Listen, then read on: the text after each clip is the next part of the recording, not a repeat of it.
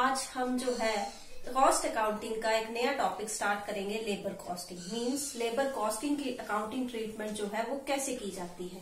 लेकिन उससे पहले हमें ये पता होना चाहिए कि लेबर कॉस्टिंग होता क्या है या लेबर कॉस्ट क्या होती है। तो लेबर कॉस्ट जो है मटेरियल के बाद सेकेंड मेजर कॉस्ट होती है किसी भी प्रोडक्ट की। मींस फॉर एग्जांपल अगर 100 रुपीज का एक प्रोडक्ट बन रहा है उसमें 50% जो है आपका मटेरियल लग रहा है 50 रुपीज का, तो मेजर कॉस्ट यानी कि 30 उसके बाद नेक्स्ट जो है वो लेबर की कॉस्ट है।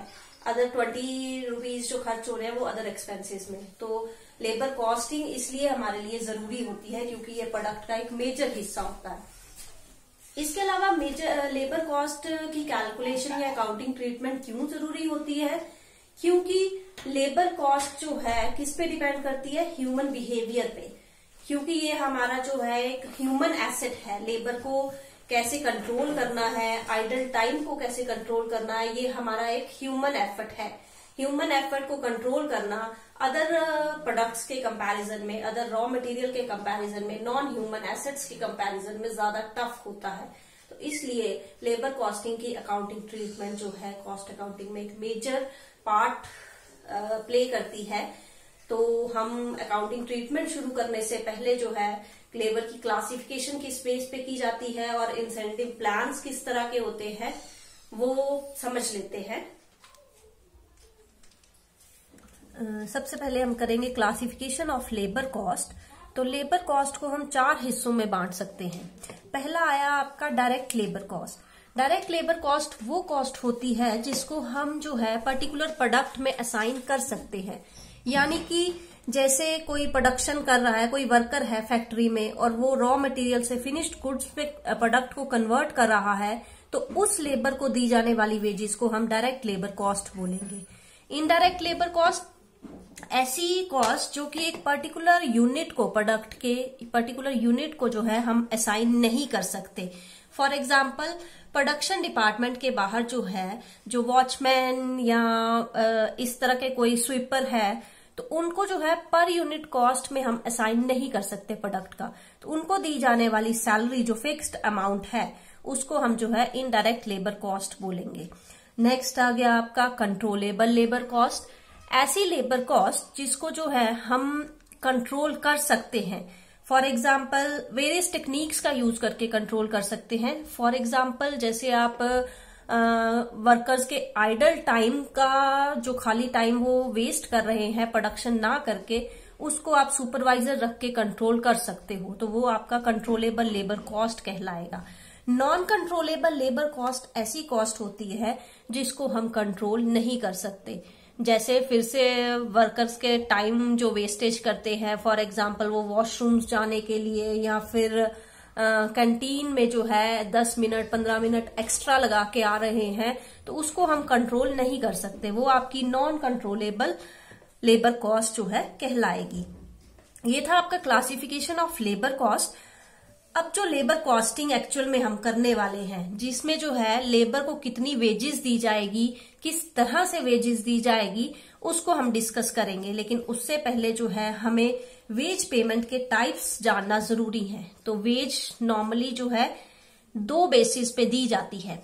एक तो टाइम बेस पे कि आप जो है कितने घंटे जो है आप प्रोडक्शन में अपना टाइम बिता रहे हो। दूसरा अकॉर्डिंग टू पीस रेट, यानी कि कितने पीसेस, कितने यूनिट्स जो हैं आप बना रहे हो, उसके अकॉर्डिंगली जो है आपको वेज पेमेंट की जाएगी।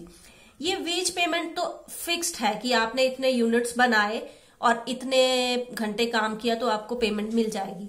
लेकिन कुछ वर्कर्स जो हैं वो ज्यादा स्किल्ड होते हैं और वो कम टाइम में ही ज्यादा यूनिट्स बना देते हैं, तो उनको और इनकरेज करने के लिए वेजेस के अलावा कुछ इंसेंटिव्स भी दिए जाते हैं, एक्स्ट्रा पेमेंट भी की जाती है। तो उन इंसेंटिव्स को हम 2 टाइप्स में बांट सकते हैं। पहला आ गया आपका इंडिविजुअल इंसेंटिव प्लान, यानी कि सिर्फ एक वर्कर ने अच्छा काम किया, जैसे 10 घंटे में 80 यूनिट बनाने थे लेकिन उसने 10 घंटे में जो है 100 यूनिट बना दिए, उसने अच्छा बेटर काम कर रहा है, तो उसको इनकरेज करने के लिए जो है फिक्स्ड वेज के अलावा कुछ एक्स्ट्रा इंसेंटिव्स भी जो है सिर्फ उसी वर्कर को दिए जा रहे हैं, तो उसको हम इंडिविजुअल इंसेंटिव प्लान्स बोलेंगे। ग्रुप इंसेंटिव प्लान्स का मतलब होता है टीम वर्क में इंसेंटिव प्लान देना, यानी कि एक पूरी टीम बना दी गई है कुछ वर्कर्स को मिला के, और उन सभी को जो है, अगर वो पूरी टीम अच्छा काम कर रही है तो उन सभी को जो है वेजेस के अलावा कुछ इंसेंटिव्स जो है और दिए जाएंगे। तो इंडिविजुअल इंसेंटिव प्लान्स में कौन कौन से आते हैं आपके, इसको भी दो टाइप्स में बांटा जा सकता है। फर्स्ट आता है आपका टाइम बेस्ड और दूसरा आता है आपका output based plan. Time based plan का मतलब होता है कि टाइम के अकॉर्डिंगली, कि वर्कर जो है कितने घंटे काम कर रहा है उसके अकॉर्डिंगली, अगर वो एक्स्ट्रा आवर्स काम कर रहा है तो उसको एक्स्ट्रा वेजेस जो है वो दी जाएंगी। और आउटपुट बेस्ड प्लान का मतलब होता है पीस रेट के अकॉर्डिंगली, कि कितना आउटपुट, कितनी प्रोडक्शन, कितने यूनिट्स जो है वो बना के ला रहा है। जैसे मैंने पहले भी एग्जांपल दिया कि 80 यूनिट बनाने चाहिए थे लेकिन वो 100 यूनिट, यानी कि वो आउटपुट ज्यादा कर रहा है, तो उसको जो है इन प्लान्स के अकॉर्डिंगली जो है वेज रेट दिया जाएगा। अब टाइम बेस्ड में ये आपके 4 प्लान आते हैं, Halsey plan, Rowan plan, Emerson plan and Bedaux plan. ये जो प्लान्स हैं ये इन ऑथर्स के द्वारा दिए गए हैं। ये नाम है एक ऑथर का, हेल्से, रोवन। तो इन्होंने जो है वेज को कैलकुलेट करने के लिए जो है अपने अपने फॉर्मूले दिए हैं, और उन फॉर्मूलों के बेस पे जो है हम किसी भी वर्कर का इंडिविजुअल वेज रेट कितना होना चाहिए वो कैलकुलेट करेंगे। इंडिविजुअल वेज रेट का मतलब हो गया कि सिर्फ उसी वर्कर को हम इसके अकॉर्डिंगली पेमेंट करेंगे। अब जैसे टाइम बेस्ड है तो मान लो कोई वर्कर जो है सिर्फ 8 घंटे काम कर रहा है और दूसरा वर्कर 6 घंटे में ही वही काम कर रहा है और वो 2 घंटे सेव कर रहा है, तो उसको जो है, उस वर्कर को, स्किल्ड वर्कर जो है उसको हम 2 घंटे के लिए एक्स्ट्रा पेमेंट इंसेंटिव प्लान जो है वो पे करेंगे। आउटपुट बेस में आपके 3 प्लान आ जाते हैं, Taylor's differential piece rate plan, Merrick's multiple piece rate plan, Gantt task plan. ये 3 प्लान है। इसमें हम आउटपुट के बेस पे, यानी कि पहले भी बता चुकी हूं कि यूनिट्स एक्स्ट्रा बनाने पे इन वर्कर्स को एक्स्ट्रा पेमेंट जो है की जाएगी। और ग्रुप में आपके 2 तरह के प्लान आते हैं, प्रीस्टमैन्स प्लान और स्कैंटर्स प्लान। इसमें भी हम पूरी टीम को, ग्रुप, एक टीम में कितने वर्कर्स हैं उन सभी को जो है एक्स्ट्रा इंसेंटिव वेजेस के अलावा जो है वो दिए जाएंगे।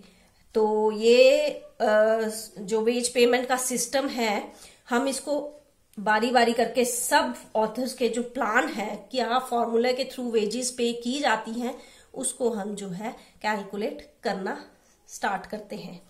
इसके रिगार्डिंग हर इंडिविजुअल प्लान के हम जो है न्यूमेरिकल स्टार्ट करेंगे।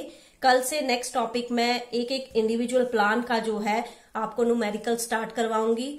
होप है आपको पहले ये समझ आ गया होगा कि लेबर कॉस्टिंग होती क्या है। उसके बाद जो है हम कल से इसको स्टार्ट करेंगे। Thank you.